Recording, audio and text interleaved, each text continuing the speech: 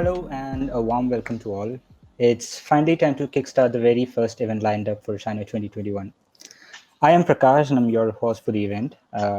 On day one, we begin with some spectacular stories followed by in-depth interaction sessions. We have details, a series of keynotes by the country's and world's most iconic creators where they will take you through their design journeys and project experiences. For the first details, Speculative's Futures of Intimate Health, we are privileged to have with us Dr. Louise Juul Søndergaard. Dr. Mary is an interaction designer, design researcher, and scientist working at the Oslo School of Architecture and Design, Norway. Through speculative and feminist design, she explores the future of intimate technologies for menstrual and sexual health. She's also the co-founder of the Speculative Futures Stockholm chapter and a BioArt Coven member.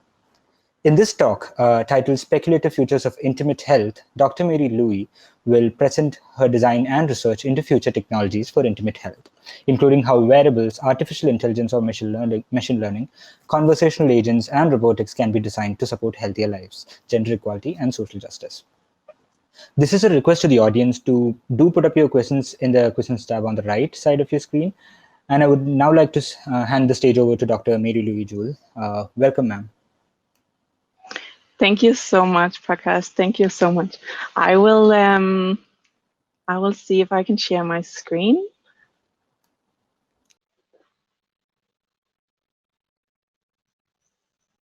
Great. So I hope you can all see my screen and see me as well. And then, yeah, then let's start. So, hey, everyone. Yes, I'm Louise. I'm here to present this talk for you, Speculative Futures of Intimate Health. And first, I wanted to just say thank you very much for inviting me to do this talk. I feel very happy and super honored to be here with you. It's my first keynote, and I'm super excited to be the opening speaker for this amazing, awesome design festival you have. And I hope it will give you some creativity, inspiration for the next few days. Thank you for listening in. I also wanted to just say to all of you, congratulations with those of you who have organized it, those of you who put your work in. I know this is a really difficult time for a lot of us, especially you in India. So I'm sharing just a lot of strength with you and hope for the future. And I hope you can also see this conference and festival as a space where you can just share your work with each other, create some hope, and look into the future in a bright way. Great. So that's my full name is Louise Juul Søndergaard. My pronouns is she, her. I was born and raised in Denmark, and that's where I have my background, my educational background in interaction design from. So I'm an interaction design researcher and designer, and currently I'm working in Oslo in Norway as a researcher at the design school. And my work is broadly on women's health, on intimate health, and using speculative design and futures methods to address very some taboo and sensitive topics. And I chose to do this as actually already during my PhD back already too many years ago, because as a designer, I was questioning myself, how do I design for these more intimate taboo topics that are so important in our life, but it can be hard to talk about and hard to design for. So that's where I started already during my master's to think, can I do research in this? So if there's anyone sitting out there interested in research and maybe doing a PhD, I hope that the talk here will inspire you to pursue such a way. A little bit of virtual housekeeping. I will have my talk, so you can do whatever you need to do while I'm talking. Listen curiously to it. If you want to walk around a bit, do that. If you need to take a break and come back and listen in. Good. So I will be presenting for half an hour, around half an hour, perhaps a bit more, because I have a lot I want to share with you. And then we have time for conversations and Q&A afterwards. And so keep your questions coming, and I hope I can answer as many as possible. So I will share with you my research and my design vision, the methods and approaches that I'm using, and some examples from my own practice, because I think examples, that's what we need, right? And then throughout the presentation, I will share with you some future ways forwards, or some proposals for how you can get inspired from this work and take it into your own design practice. So yes, so let's see. The title of the talk, Speculative Futures of Intimate Health. I will present for you these speculative methods that I'm using within the topic of intimate health. And intimate health for me is an inclusive way of addressing women's health or health topics that are different, that are intimate in certain ways, either in intimate parts of the body or ways that come in close to our identity and our lives. A lot of my work is around menstrual health and sexual health. So you will see a bunch of that kind of work, but you can also imagine yourself, how can you take this into other possible domains that are in your interest? Great. So I'm going to start on a little bit different path, because a small detour of my current obsessions, or something I find very intriguing right now, is actually not necessarily only looking to my body, but also looking out into nature. So what I'm very fascinated by now is moss, or mosses, this very, very small plant species. And what you can see on this video is me sort of like touching the moss and picking out small pine needles from the moss in a Swedish forest. And it's a particular fascination I got during the pandemic. This kind of like very mindful way of being close with nature. And what I find fascinating with this moss is that it's a very overlooked plant. Actually, it's everywhere, at least in the Swedish forest, but it's very overlooked. But it has a very important function. And this is something I'm also using often in my research, like looking at overlooked potential, overlooked health experiences, overlooked groups of people. How can we design for them? And very nice, something I've learned from being close with this moss is this concept of being still, because the mosses are just actually there, being still, laying there. And I think it's something that's very important as we are doing this futures work and looking into the future and proposing a tomorrow, right? Also just like this concept of being still with ourselves. Another thing with moss, and now getting closer to the intimate health topics, is that sanitary napkins has actually not only been designed by cotton, but also it used to be designed by moss. So moss, as moss gets dried, it has this function of being very absorbent for menstrual blood or any other kind of liquids. So during the World War I, and also by a lot of indigenous cultures, moss has actually been used as a material for menstrual products. And this is something that I try to bring in my research as well. So a recent explorations I did was developing a moss classifier, a machine learning algorithm and image recognition that is detecting different kinds of moss and helping me telling what kind of moss is this. And this is a way for me to use new technologies to support my learning with nature for finding this product or material that could be used to menstrual products. Another machine learning software that I used was to try to merge these two seemingly different worlds of moss and menstrual blood together and see how can we find ways of connecting these two overlooked subjects into a new future imaginary. And part of this work has concluded or evolved into this collage, which is a collage of a future world, a speculative world, where a collection of people in a community are gathering their own moss products and bringing it or making menstrual products from it. So what you see on this collage is on the left, people gathering moss in a forest. And on the middle, you see a person using, this is a very speculative, provocative artifact, right? but a speculative product where masks are using together with some other technologies to support one's menstrual experience. And then in the end, this mask is sort of like put together in a little ball and hung into the tree to sort of bring it back into nature again. So this is probably a little bit of it's a bit strange future world, but this is something that speculative design can do, right? It can propose, what if we did this, or why not do this? And it can make us think in different ways of what could be possible, and ask us to challenge our minds and attitudes towards other ways of living or other ways of being.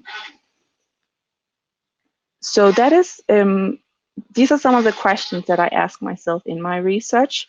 How can designers use speculative design and designing with the body to imagine and build future technologies for intimate health?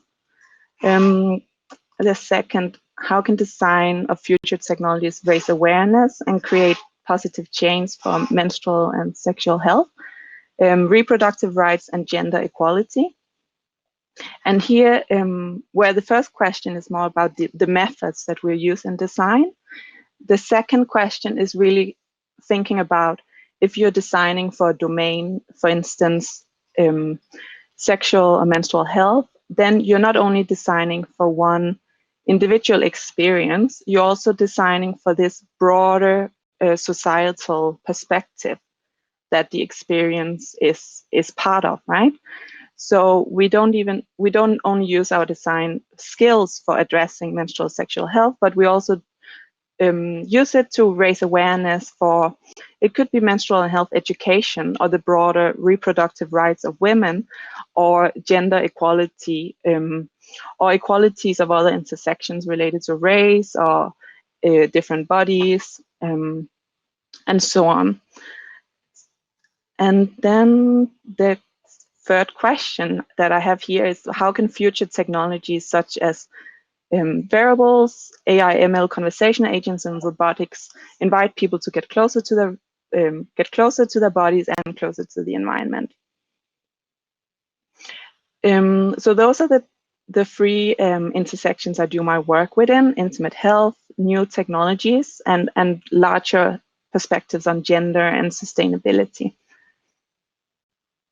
And the methods that I'm using to approach this is designing with the body and future speculations. And the first one, designing with the body, is really a broader set of methods that is thinking about how we can use our own body as an inspiration for design. So instead of only sketching on paper or thinking about how to only design visual material, how can we bring our full body into design? And it's something, sorry if there's some background noise from the outside. It's something that's very important as we're designing future technologies, right? Because we are very good at designing apps for our phones, a website for our screens, but a future of technologies is imagined to be like everywhere, right? Around us, everywhere on our bodies. And we're not only using just our eyes or our fingertips, but we would really be using our whole body as an input for technologies. So it's very important that we bring our body into that work. And then the future speculations is methods such as speculative design, design fiction, which I think you're going to hear much more about also during this this design festival you're having. So this here is the very widely used model for future speculations and for design fiction. It's the Futures Cone, which you might have seen before or will see again during this festival. The idea of this cone is really looking at how can we expand our ways of seeing the future, right? How can we expand different possibilities for the future? So you see in the model, we're standing in the now and we're looking to what's the future, and how can we expand instead of the world continuing as it is today and what will probably happen, how can we expand this room? And that's what design is doing, right? And that's what speculative design is pushing for, that we open our imagination for all the different possibilities that the future could be like. And what I found very fascinating, actually, with the theme of your conference, the theme of the conference, When Tomorrow Comes Today, is that what is so important is that, of course, we can imagine the future, right? But what is so important is how can we make this leap back to today, in the life where we are today. And we need to do this, right? Because if we are only imagining the future, if we want to get to that future, we need to act on it today, and make changes and make design proposals for how we can arrive in that future. So I believe in the situation where we are right now with the pandemic, the future is so uncertain that it's almost impossible to predict where we are going to be. And that means that these methods of speculation and imagining the future is even more important, right? Because we're not sure how tomorrow is going to look like. So we need to be able to shape that as well. And we want to be able to shape that. So that's my so my work is looking at these futures of intimate health, and thinking about like different aspects of intimate health, how I can help address that today, for a better future of intimate health. And the space of intimate health that I'm working with is, as I said, it by some people, especially within the industry, this is categorized as or talked about as Femtech, which is a shortcut for female technologies. And it's often around different health experiences, often experienced by women, such as sexual and menstrual health. It can be reproductive health related to motherhood or parenting, related to, for instance, menopause, which is the end of the menstrual cycles for women when they stop menstruating. It can be around breastfeeding or pelvic floor awareness.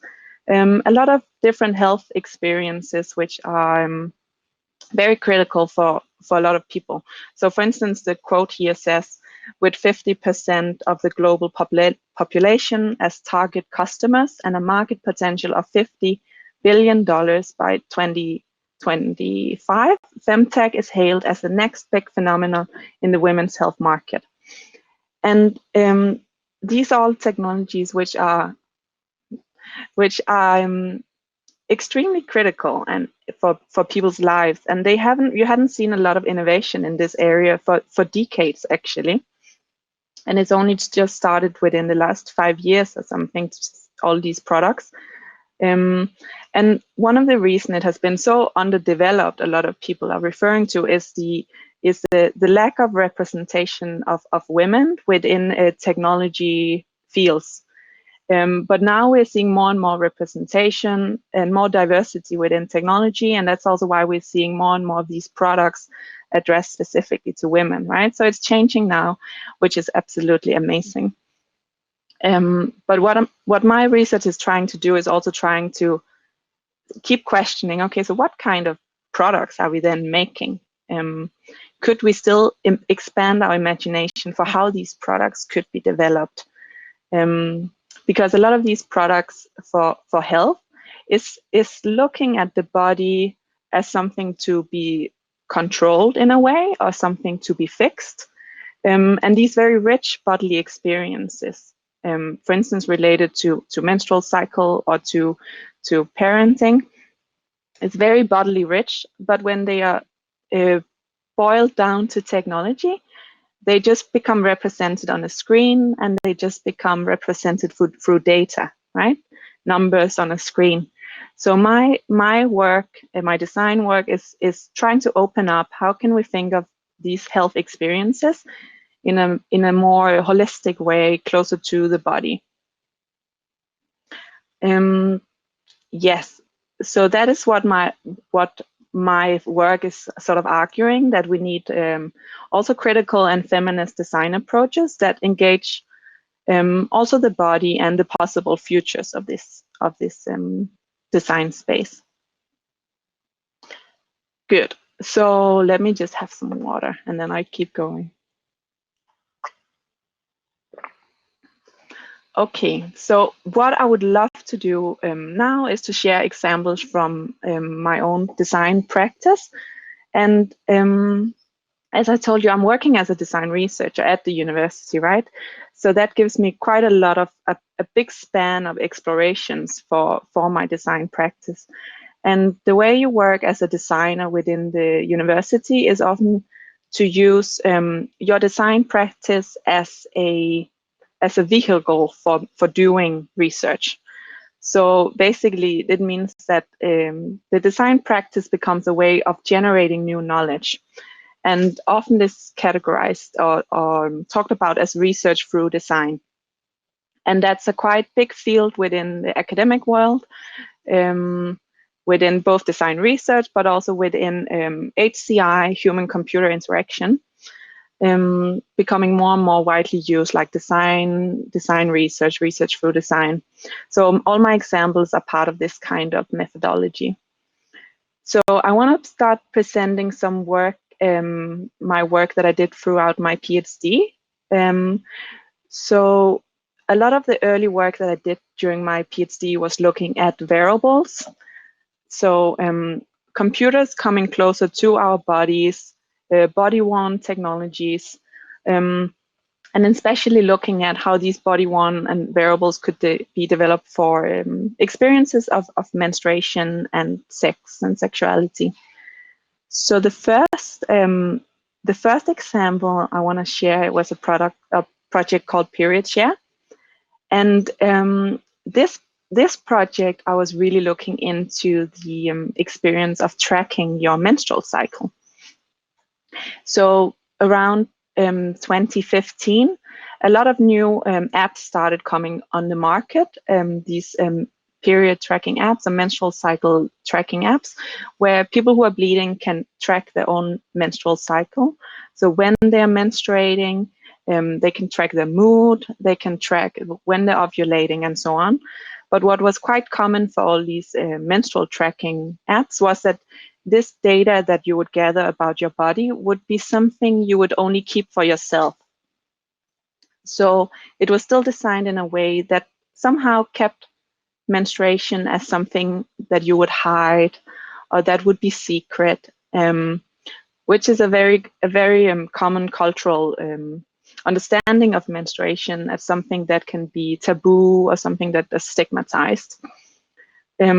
So what I did in this project was I did this speculative design where a menstrual cup, which is a silicone cup that you can see a woman holding, which is instead of using a menstrual pad or a tampon, you can use a menstrual cup to collect menstrual blood in the vagina. This period share underwear would be an internet-connected menstrual cup that would track your menstrual blood, how much you're bleeding and when you're bleeding. And then instead of keeping it only on your phone, it would share it on social networks. So it would be a way for you to share with the world exactly when you're bleeding and how much. And instead of keeping it a private thing, it would share it with the world. So that was a little bit of a provocative idea for a lot of people, but also started a lot of people questioning, maybe you would like to do this. The following project I did was looking into the development of sex technologies and technologies developed for sexual pleasure, really focusing on how we can again expand our ideas of what kind of technologies, what kind of interaction design we are making to think about the pleasure of people's lives, right? And this has been it's a huge industry actually, right? And it's not only a good industry. So it's important that we have interaction designers working on developing products that are emancipating, that are giving people the control to how they want to address their own sexual experiences. So the first project here was a project called Marcel, which was a wearable sex technology with these underwear with vibrators in it. And instead of you controlling the vibrator yourself, these vibrators would actually be controlled by the surrounding Wi-Fi networks. So again, another little bit provocative idea, but the idea was that the more hotspots, open Wi-Fi hotspots around you, the more they would vibrate. So it's a way of playing with what is pleasure, what is my body, how can we bring something very private into a more public context. And the second project which I was doing was this make your own vibrator, which was some workshops I hosted where I brought together 20 people and I gave them materials, and they were basically making their own vibrators. So it was this very open, free, playful space where people would chat about what kind of vibrator are you making, and what are you making. It became very fun and it became very cheerful. So these first projects, and I'm going to propose for you a set of parameters or propositions of how we can change how we think about design.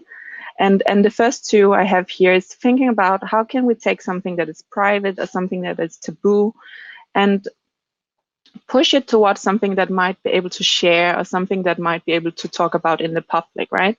And these questions or these provocations or projects that I have might be pushing this a bit to the extreme, but we could also think about how could we create better education for these sexual and menstrual health topics in a school context, for instance, or how could we make it more public accessible instead of having it something private? How can we make it more publicly accessible for people? Great. After these explorations of the wearable, I looked more into how we can explore voice assistants. So not only bringing the computers closer to the body, but also how we can engage with our voice to interact with computers. And here I was very intrigued about the idea of voice assistants being gendered. So when you design a voice, you often give it either the identity through the voice as male or female. And what happened in the early days of, for instance, Siri or Google Home or Alexa, countless examples of voice assistants, they were from the beginning all addressed with this female voice and female names. So Cantana and Siri are, for instance, female names. And I question why is that they are gendered in this way, and how could we make that different as well? And what consequences does it have? So now, I did 2 videos, design fiction videos, and I would like to ask if I can get some help with sharing those 2 videos with you, because my computer does not want to share the sound. So I'll see if I can get some help with that.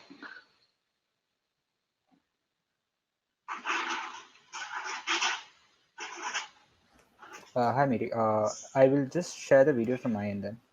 Yes, that would be great. Sure. I would be just stopping your screen share for a second. So that, please stop it, yes. Sure.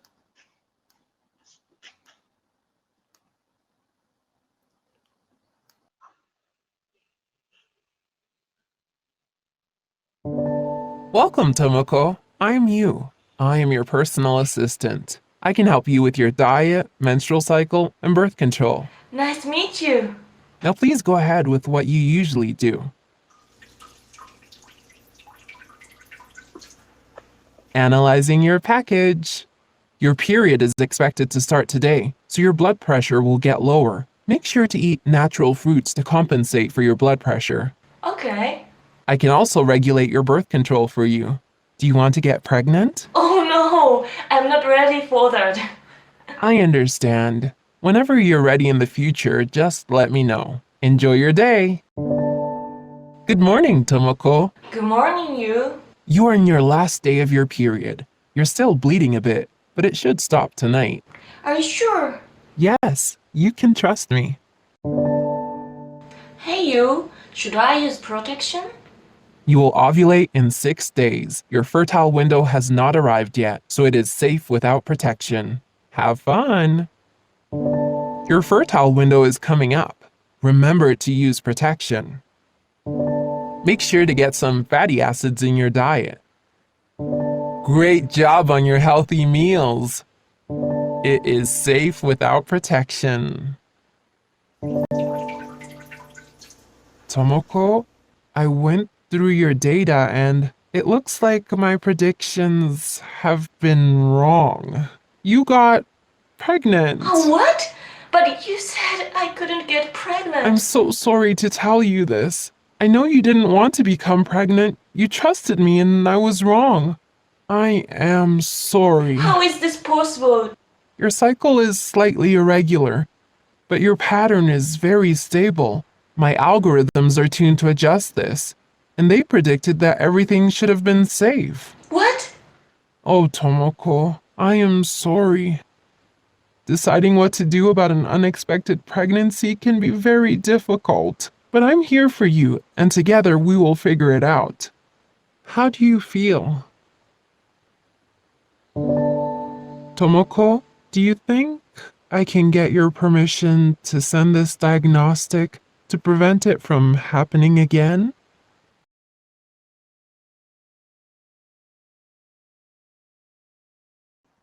So just let me know when to play the next video. Yeah, so this was the first video, yeah, thinking about like a toilet assistant, an assistant that would live in the toilet, and also the potential consequences, right, and unintended consequences of such technologies. And yes, please, you can play the next video as well, which is more looking into the kind of language that is used to these assistants. Hey, Aya?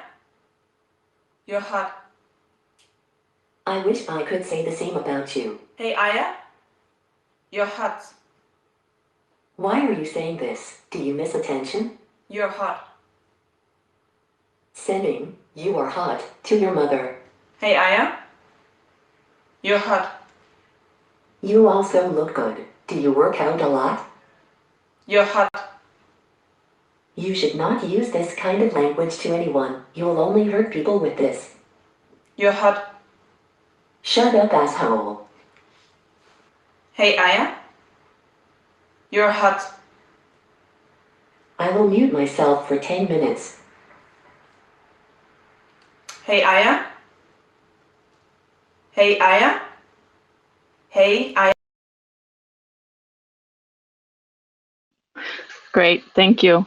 Yeah, so this exploration was done to sort of explore what kind of responses would be designed for these voice assistants, because it showed that a lot of the language that people are using to these voice assistants is actually quite violent, either just like of a violent nature or some kind a more sexual violent nature. So people would tell like the Siri to shut up or ask Siri some very inappropriate questions. So designers also have to think about this, right? So this product or this prototype, video prototype, was a way to really expand what could possible ways be to answer back to something like that. Which is, again, not only a question of voice assistant, right? But this is a question also of language in general and how we're talking not only to assistants, but to human beings as well. So that's how I always try to work around technologies also as social agents, as something that is experienced in a social context. Great, I'm just gonna share my screen with you again. So these projects start to work instead of addressing problems and solutions, they're trying to address more generally social issues and open up for speculations. And so obviously these are not solutions, right? But they are a way of start speculating about this solution space. How could it be? And ask us instead to also consider some of the consequences of developing these technologies. So let's see. I will share a little bit more work with you, and then I will open up for questions in 5-10 minutes, I think. So this work that I presented so far was all part of my PhD research. And since then, I've been working more towards also how can we design for the body. And the project that I was exploring as part of my postdoc in Stockholm was around how menstruation experience is experienced by young adults. So as you're starting to menstruate, it can be at any time between, it can be already from the age of 9 years, perhaps, until the age of 11 years or 18 years, sorry. But what are these experiences? And here I collaborated with a high school in Stockholm to explore these young adults' experience of menstruating. And one of the things I developed was this prototyping toolkit called Menac Bits, which consists of different shape-changing actuators, these like soft robotic material made out of silicone that you can put on different, it's developed for a range of different applications, but what I was curious about was how you could put it close to your body and what kind of sensations it would have as it's touching your skin. And we were using it, for instance, to develop technologies that would address menstrual pain, but also address sensations of anxiety or depressive feelings before starting to menstruate.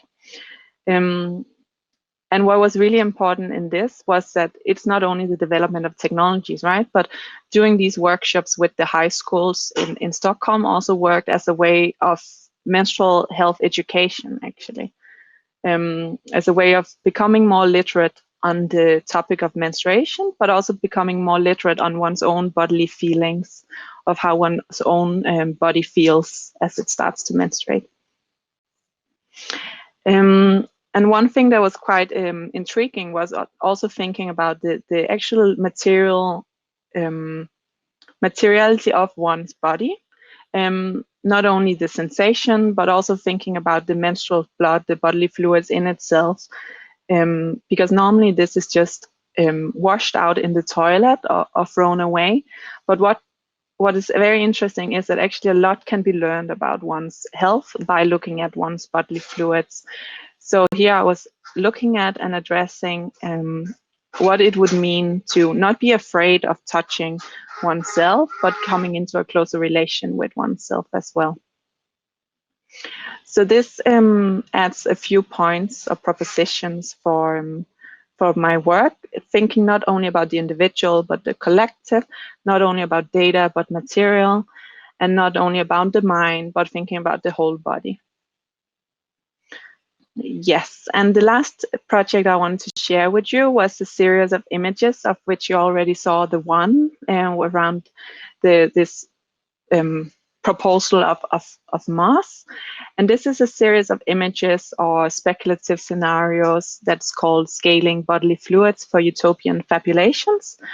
And it's really thinking about how we can scale up our bodies towards broader, more than human flourishings, right?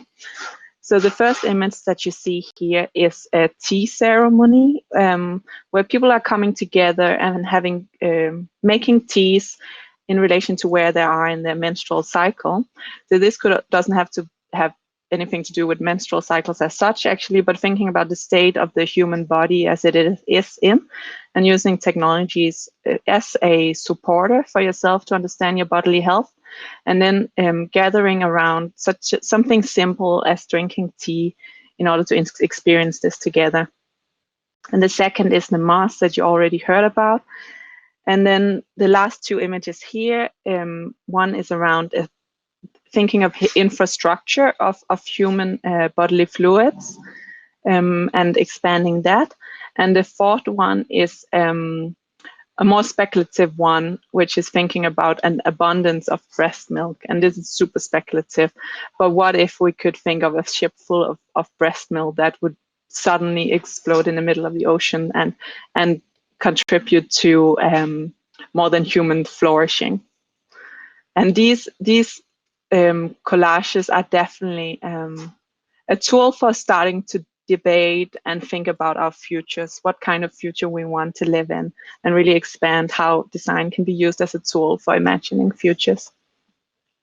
And that brings me to the last two propositions in this proposal, which is not only designing for use, but designing for rituals, and designing not only for human-centered needs, but really thinking about more than human concerns around not only our own human bodies, but a more taking into environment into account, whether that is microbes, plants, animals, and so on. So here you see all of these propositions, and they are definitely not like specific guidelines or truths about how we should design, but I hope that some of them might have triggered some inspiration with you. And if there's some specific ones you're curious about, I'll be happy to talk more about those.